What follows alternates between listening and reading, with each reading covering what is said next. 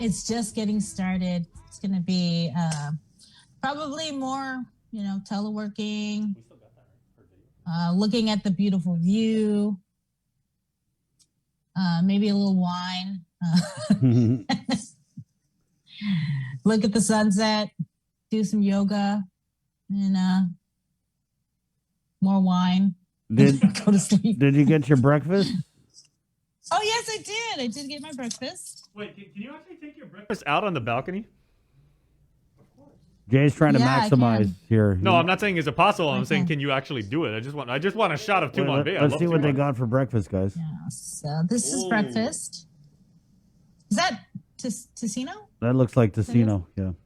Yeah, fried rice and a hard-boiled egg, and an orange, and a little Chewy bar. Quaker's Chewy s'mores, yeah. Right on.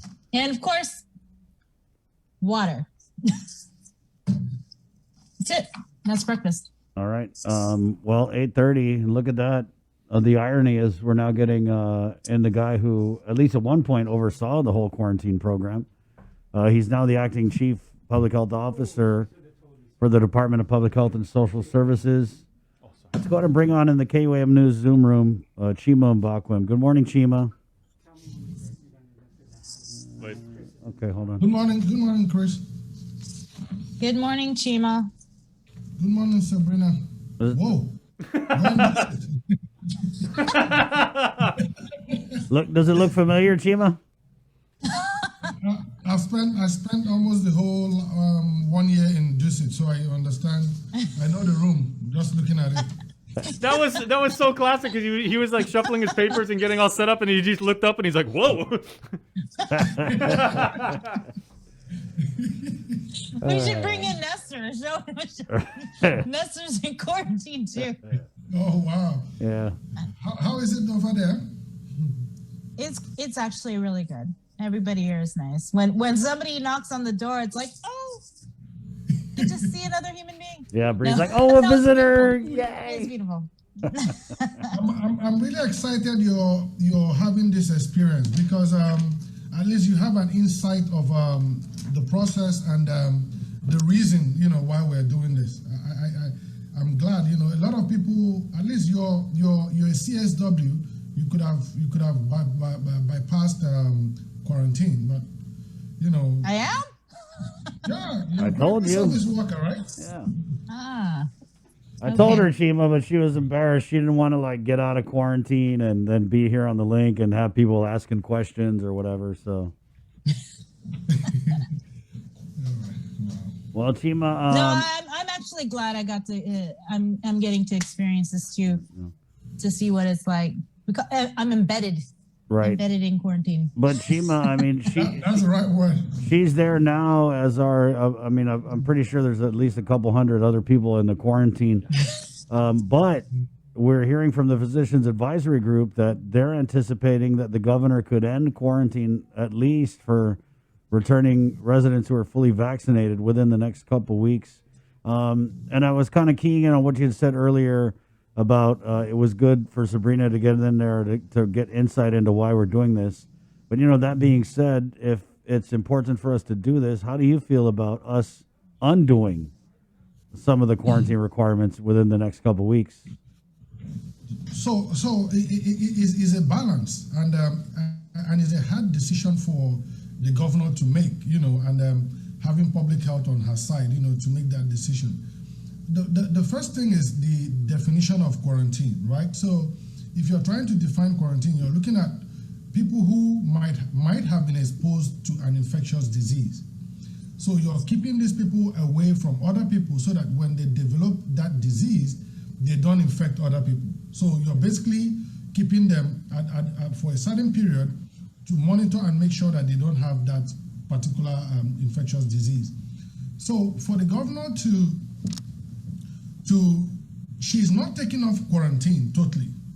She's just taking off the government quarantine if that is what the Physician Advisory Group stated. So taking it off is basically taking it out of one facility, but people will still have to quarantine at home if they are suspected to be exposed to the disease. But the challenge here will be the individual, not the system. Because right now, we've actually weighed the risk level of the island, and the whole parties are coming up with this assumption that assumptions that are backed with facts, that we are at a point where we can reduce restrictions. So it's just a reduction in restrictions, and then we watch it for a certain period. Then if the more it gets better, the more we reduce those restrictions. But for any reason there's a need for us to impose more restrictions based on the risk level, then we can take that determination. Right. That's interesting, Chima, because our risk level locally, maybe, I don't know if you would say it's a little behind or a little ahead of the CDC risk guidance, right? So, and you know, that being said, we just caught the 3 UK variants in the quarantine, and we just hear so much about how valuable this quarantine has been in preventing, you know, a more rampant spread of the virus. So I think it's interesting because I understand that the easing of the quarantine because of the vaccination effort, I mean, it's inevitable, right? But then for me as a thinking guy, I also have to kind of balance how important you guys have been saying this is versus us now dialing back on it in the midst of what looks like a little mini surge. Yeah, so you know, like early last year when there was all this fight about, you know, public health and the government locking people up, you know, like there was this description about quarantine being so evil, you know, locking people up, not feeding them. A lot of high-profile people came out and kicked against quarantine. They had all these scientific explanations of why public health should not do it. But today, looking at what information that we have out there, there's now this pressure from certain people not to close the quarantine because they're now seeing the effect of quarantine. But for us at Public Health, we're like I said, we keep trying to balance it, right? Because if we don't quarantine individuals coming in like we did, we wouldn't have been able to identify those cases that would have gotten into the community and would have caused more harm due to their level of infectiousness. But at the same time is also balancing the need, you know, for people to go back to their normal lives based on the pharmaceutical intervention that is available now. So it is a balance. But I always put it towards behavioral change, you know, accepting the fact that, you know, if you're sick, you know, you need to know to stay at home. If you are infected, you know, you need to, if you feel you are exposed, you go get a test, go back home, you know, isolate yourself, make sure your family members are quarantined and isolated. So I think the shift is going to behavioral change, and it has to be acceptable by everybody. Those who still sit back and say, you know, you're locking us up, you should do this, you should do that, should look at what is going on in India. It is so bad that, you know, it's so bad that they're not asking for help. And these things would have been avoidable if people listened to the recommendations that were made, you know. So it's a balance of the little few who have something against what we're doing, and the greater number that accepts it, which is why we are where we are today, and just having that balance that it is a behavioral change that needs to occur, and people will need to live with it until the pandemic is called off completely. It is not called off. Guam is in a good place, lovely place, hard work from everybody, the community, the government, public health is exciting that we're able to get to where we are today, but we can go back to where we are before because the pandemic is not over. So we always have to take a look in the rearview mirror as we drive forward, knowing that any mistake that we make will put us where we were before, so that people will be conscious and make those behavioral changes that will keep us straight. So that is the balance. When you talk about where we were before, and you kind of look at the spike in positives we've seen, the 3 deaths in the last few days, where are we right now compared to where we were before? So for me, as a professional, one case for me is a problem. That is it. One, because I understand what one super spreader can do to us. Two is just way above it. But the only thing we have to understand is that we are in a pandemic. So it's more like an uncontrolled situation at this point. But right now, Guam is in a good place. Looking at where we were last year, we were having up to 200 cases every day.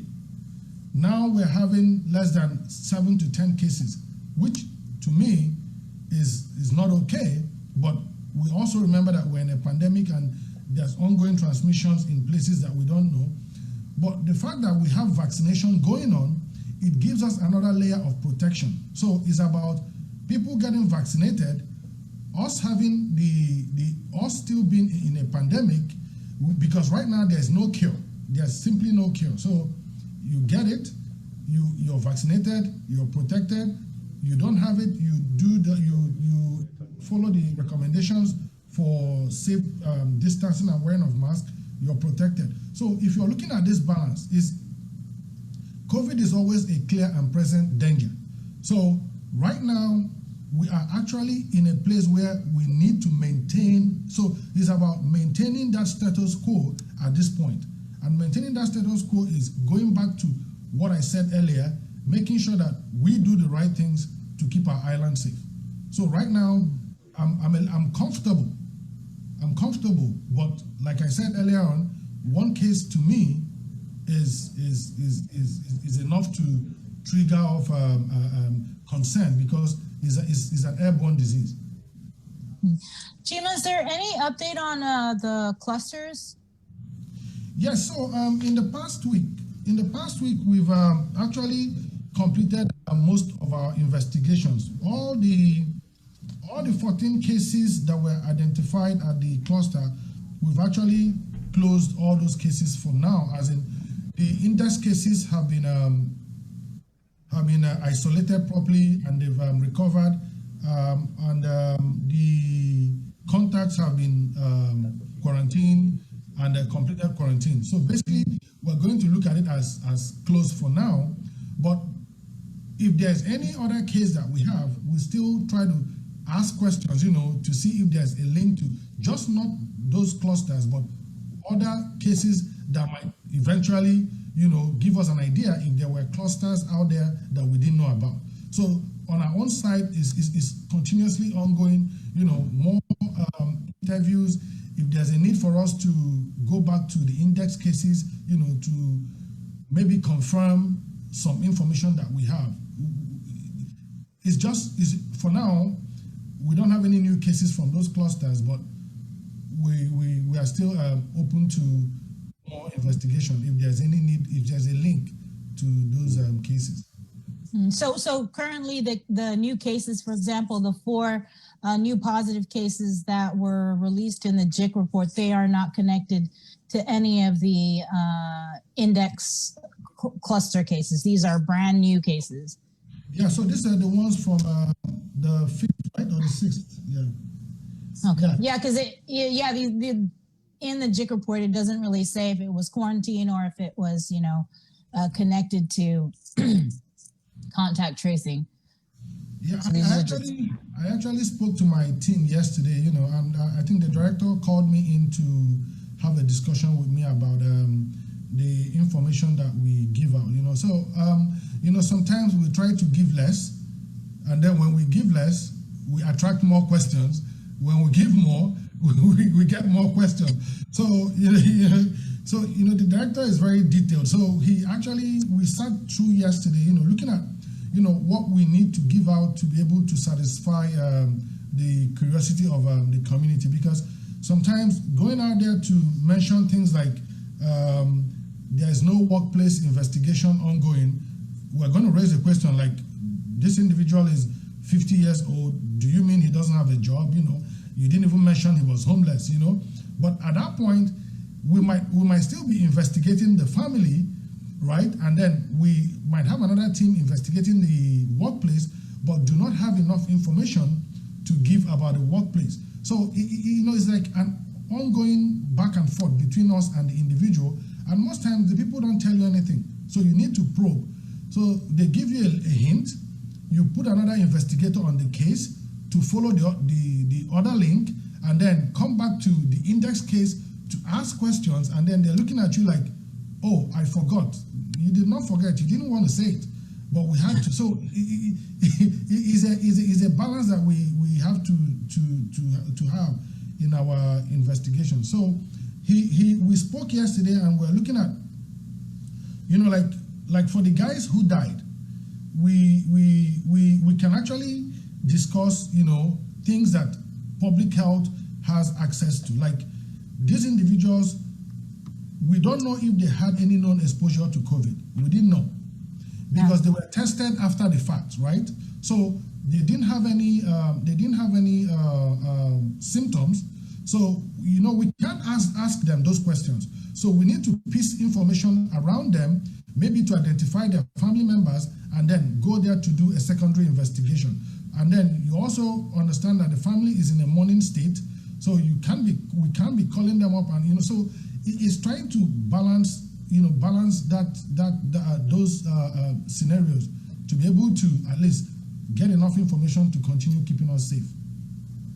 So you brought up the recent deaths. So can you say whether or not any of these individuals were vaccinated? None of them were. We don't have any record of vaccination for the three. None at all. Okay.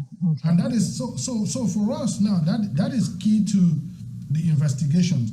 Even the PUI form has been changed to accommodate that question of, were you vaccinated? Is it first dose?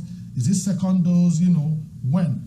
Because all the information we collect, we tend to analyze them, to get a clearer picture of what is happening in the community. So you're looking at, so I can give you an instance. So if you have, let's say, a particular ethnic group, and if you're looking at their percentage for vaccination is less than 10%, right? And then you're looking at our case findings, and you're seeing that this particular ethnicity is up to 60% of our case finding for positive cases, definitely you're clear that they are not vaccinating. So what we do is we try to now get interventions in place. Either we go to them and try to engage them to get vaccinated, because we have facts to show that that particular ethnic group is not protected, and or you're looking at the heat map for the island, and you're looking at areas where people are getting vaccinated. You compare it to the number of case findings in that area, then public health can decide to go have our rapid engagement team set up testing in those areas. So the information we gather, we actually use it to make decisions every day. And the governor's team and the director, they meet every morning. So we feed them information to make those high level policy decisions, while we use the same information to intervene at the community level. So that's how we try to balance it. So based on the information that you guys have gathered thus far, where are you seeing the need to aggressively pursue more vaccination? And what particular ethnic group or? No, so it's island wide. So at this point, we're not trying to limit our scope, right? We're still using the same level of aggressiveness that we had at the beginning. So currently, what we're doing now is that the JTF, the public health, and the physician advisory group, we actually met earlier this week. We sat down and looked at our numbers, looked at what we can do to move forward. So we are coming up with more strategies. So we still have the ongoing vaccination clinics that we have around the island, but also with the private sector too, like some of the clinics, we're actually looking at direct interventions, like more like a strike force kind of group. So you're looking at like big establishments. We work with the HR team to identify those who would need vaccination. We take it to them, because we're looking at time at work. We're looking at time they close. You know, like people might want to go get vaccinated, but there are other circumstances that they cannot control that is stopping them. So we're looking for those groups, even if it's a group of 5, 6, 10, 20, you know, bringing them together to at least vaccinate 100, 50, 120. So this has been in the works, but we met finally as a team on I think on Monday, fine-tuned it. So we're going to have this going on from even today. We're actually doing some other form of test and vaccination clinic.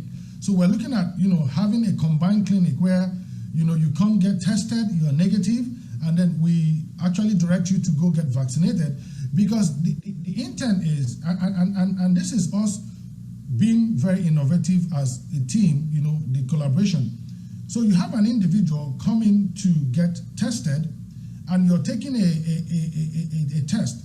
And what the test does is to tell you your status at that point. So, because remember, the COVID test is a point-in-time test. So you can get tested now, walk away and get infected. But what we're doing is that you walk in, you get tested, right there and then you are sure you don't have the virus, right? Then you walk up to the next stage and you get vaccinated. And then you are actually, the person who is vaccinating you goes through the recommendations that you should put in place, you know, to protect yourself before the second dose, if it's not the J&J, right? So when you do that, as an individual, you feel more content because you're walking out knowing that you don't have COVID, you're protected from COVID, and then you have all those non-pharmaceutical recommendations that we put out there for you to stay safe. So this process will actually give that individual the assurance that right now I am safe and I need to continue being safe. So it is a pilot that we actually are carrying out, and we are starting it today, and we're going to see how the turnout will be. So that's okay. So starting today, you guys are going to pilot this mobile one-stop COVID clinic where you could get the rapid testing. If you're negative, then they would give you the vaccine. Yes. Okay. Where is this going to be at? So the first one today is at the farmers market in Dedido. That's where we're trying to pilot. But yeah, so that is a pilot, and we're not like advertising, you know, because we need to look at, you know, acceptability. We need to look at the reaction of people before we get into the full marketing. But you know, initially we looked at the best way to go about this, and you know, having that assurance, like I said, is a behavior change process, right? So if you know your status today that you are not infected, and then you get the protection same time, and then you walk away knowing that if you do take certain precautions, you will be safe. I think that level of assurance for the person is important for every other person on the island, because if I know I am safe and if I know I am protected and my neighbor is not protected, then I need to really figure out how I deal with my neighbor. But yeah, you know, like if he's coming into my house to have a drink with me or barbecue with me, I'm going to wear a mask because I know you might not be, you know, you're a danger to me. But what we're looking at is, at the end of the day, if you know your neighbor is vaccinated and on the same status with you, you know, it makes you a little comfortable, you know. But right now, yeah, if you're looking at the numbers and looking at how people are agitating for us to open up more, if we have that cushion of comfort, then people can, you know, walk around feeling more safe. But if we don't get to that point, I don't think I would want to barbecue with my neighbor without a mask. Mm-hmm. You know, Chima, though, if you make it more accessible and you guys implement this pilot COVID clinic, but are you guys going to be using the Johnson & Johnson vaccine, or are you going to do the 2-dose? Because, you know, you can have them come, but what are the chances that they'll, you know, go back to get the second dose? So it just kind of seems like it would make more sense to do the one and done shot. And you know, we have all the series there. You know, sometimes individuals preferences, why they want to go one way or the other. But the important thing is, still having that message out there to come back for a second dose. And we're actually collecting phone numbers, so people will be called up. So we're going to be more proactive, like if it's within your date to come for your second shot, we have to call you up, and then the continuous publicity about vaccine would actually trigger people to come get their second dose. Yeah. Mm-hmm. Do you have any updates on those doctors that had gone to India from GMH and tested positive for COVID? I think they should be completing their quarantine isolation now, and then they'll be fine. Yeah. No, I mean the contact tracing. Yeah, like I mentioned the last time, we actually identified a few number of people that were contacts, and then we actually placed them on a certain scale of risk level. The ones that we looked at as closest and with the highest risk were tested and they were negative, and then the others are the low risk ones are actually being monitored in quarantine, and they should also be finishing quarantine. I don't have the last date of quarantine in front of me, but it should be ending soon. But going back to going back to that case, I actually explained that because they were CSWs, they were on restriction of movement. So that's why you're seeing the low number of exposure. And then at the same time, they are healthcare workers, and they have systems in place for protecting themselves and the patient. So that's why at the end of the day, you might find out that there might be not even a single positive case that will come out from this. And I made reference to because I made reference to myself when I had COVID. I was exposed to more than 100 people, and more than 100 people, and every one of them tested negative because I actually was protecting myself, and the team were also protecting themselves. So so you can see that those scenarios where my family was infected because I came home and I wasn't wearing mask at home, with the kids and all that. So everybody was infected. But in the workplace, because we had systems in place, and I followed the recommendations, and the other team members followed the recommendation, nobody turned out positive in that circumstance. So I just want people to have that in mind, that being infected and looking at your concentric circle, there might be high numbers on one side due to lifestyle or conditions in one place, and then same in the other areas. We had a comment here, Chima. If an individual for some reason doesn't have a valid ID but wants to be vaccinated, how does public health or the clinics address this scenario? And has anyone been turned away from receiving a vaccine because they don't have a valid ID? I don't think the team will turn you away. I think they'll figure out a way to work with you to get you vaccinated, because what we really frown against is turning people back.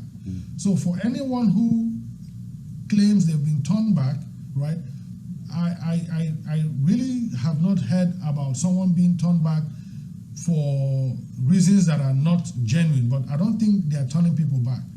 The instruction is put the vaccine in people's arms. So I don't think anybody is going to turn anybody back, but they're going to work around it to make sure that they have some form of identification to give the vaccine.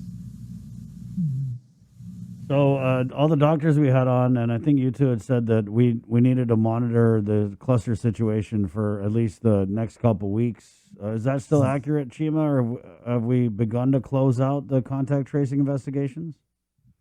So like I said, so everybody involved in that cluster has completed quarantine and isolation. But we continue to watch, like I explained.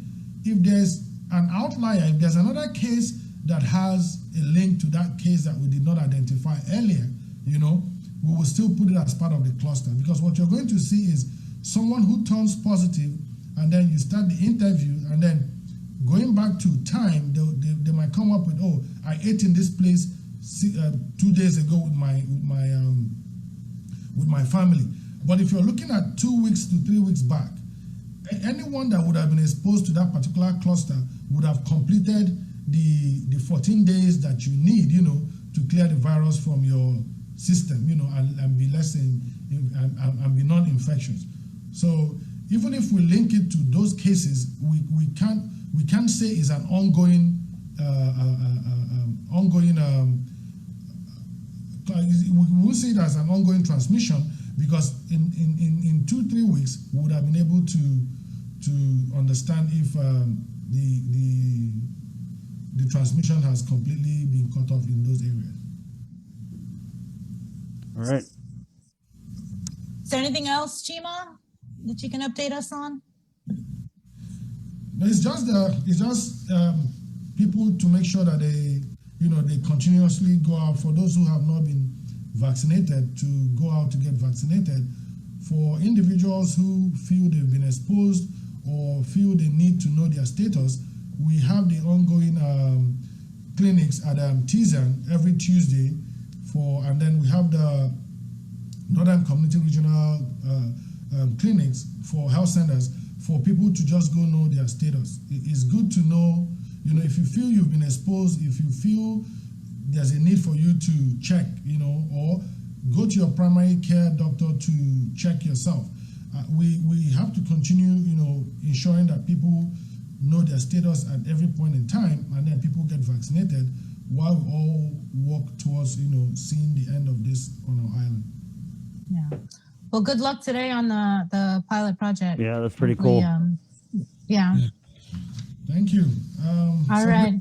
Go show up there and get swabbed and get shot. Quarantine? Yeah. I think day 6 is Mother's Day, so hopefully I'll get tested, and then hopefully I'll get released on Monday. All right, we pray you might get a Mother's Day gift, and if the numbers are not too high, you might be released on that day. I pray. Oh, I pray too. Yeah. So I guess I'll light a candle then. Chris, you need to. All right. See you, Chima. Well, thanks, Thank you. Chima. Thanks. So nice to see you guys again. Right on. Oh, Chima, take sorry, Chima. Last question: do vaccinated travelers coming from the CNMI need to quarantine in the hotel? Right now, if you're coming from the CNMI, if